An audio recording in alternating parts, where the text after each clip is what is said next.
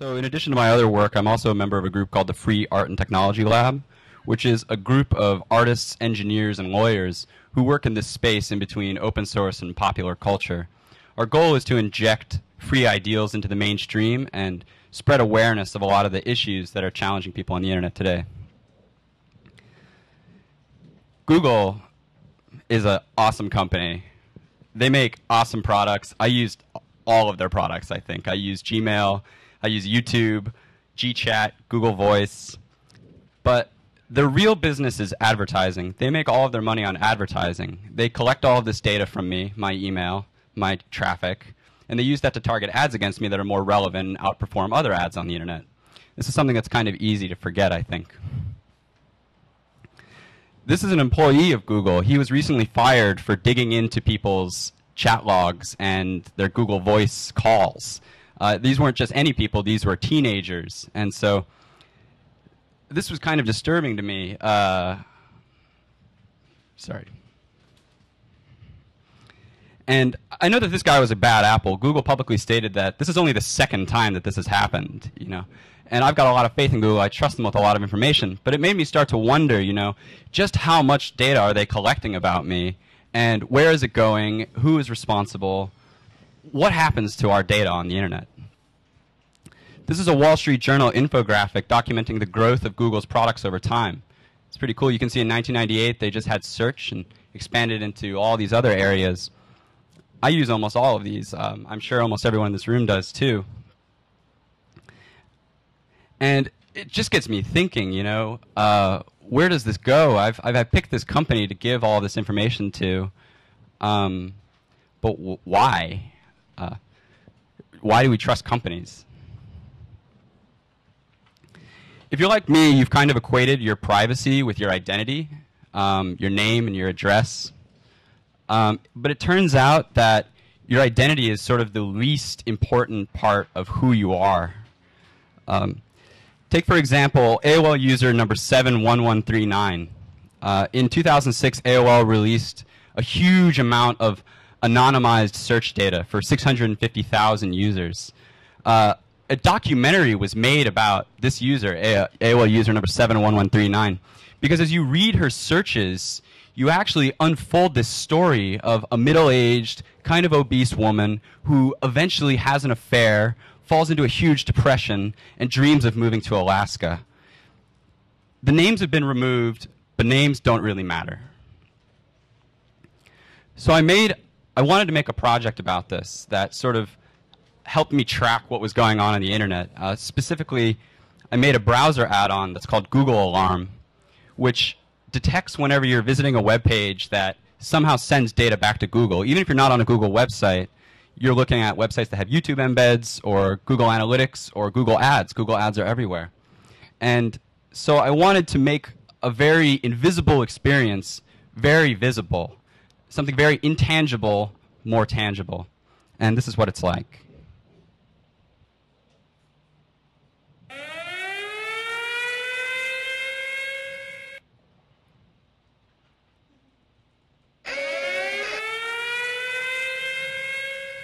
And those are Google websites, but this is my blog.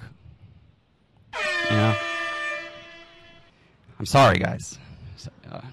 And so I found out that almost 80% of the websites that I visit day to day somehow send data back to Google that they could use to track all of my websites. They've got all my email, they know all the videos that I love, and they know all the websites that I visit. So what kind of responsibility do they have? Like, what is their policy for collecting all this information, right? Because Google, you know, they got a great candy color logo. Like, what do they do? I think it's hidden somewhere in here. This is a huge amount of text. This is their terms of service. This isn't even their privacy policy. Their privacy policy is another 14 pages. It's almost like they don't want us to understand it. I don't know anybody who's ever read this. I will never read this. I'm sorry. I understand schematics and pictures, and I think that I'm a normal human. And I know that they're targeting these ads, but I'm really curious about what else they're doing with this information and what they can do with it. So I really like this project by Asa Raskin. It's called Privacy Icons. He's a designer here in San Francisco. And the idea was take all of this horrible text and make it into something that people can understand. I think that there's some really interesting icons in here. This is where spam comes from. This is annoying. This is more dangerous. This can put you in jail. This might not really be that important to you. Statistically, you're probably a rich white person if you're in this room right now. You are not an Iranian blogger. You are not a Chinese dissident. You are not somebody who is afraid of their government, because it's easy to forget that corporations need to cooperate with governments in order to make money. This is Shi Tao. He's a Chinese journalist. He's serving 10 years in prison for sending an email through his Yahoo Mail account. Yahoo turned over all of his personal information and all of his email records without even asking what it was for. There was no hesitation. They simply cooperate. And so I wonder, where are all these things going? And so the Second Amendment to the U.S. Constitution, I think, is really interesting. It's about guns, right? It's about the right to bear arms. I don't actually think that it is. I think the important part is to look at why you need guns and why in the 18th century the founding fathers felt that they needed guns. And that was to protect themselves against tyrannical government, which was run by men who are fallible. And I think that that was very relevant in the 18th century. But in the 21st century, the way that we defend ourselves is with our communication systems and with our information. And we're not really defending this anymore. And this is why, as part of my work with the Free Art and Technology Lab, we're launching an initiative called the Fact Cloud, which is, we hope to be an incubator. We want to help foster a new generation of open source, large-scale, turnkey, highly transparent web applications that people could use as alternatives to these other things if they're concerned about their privacy, if they're at risk. There's a gradient of risk associated with giving up your information. And for most of us in this room, that may not be that important, but one day it might be. And so we're in the process of raising funding in order to provide free servers for these projects, because open source software has struggled. The open source community is very productive, but it's very hard to make a search engine. It's very hard to make Gmail, make YouTube, things like that, because they're very, very expensive. They're used by lots of people, and it requires a very long-term commitment.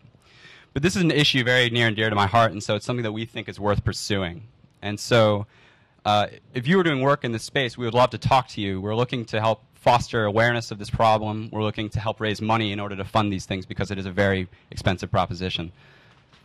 Thanks again. If you're interested in the project, please follow up on my website, jamiedubs.com, or on the Free Art and Technology website.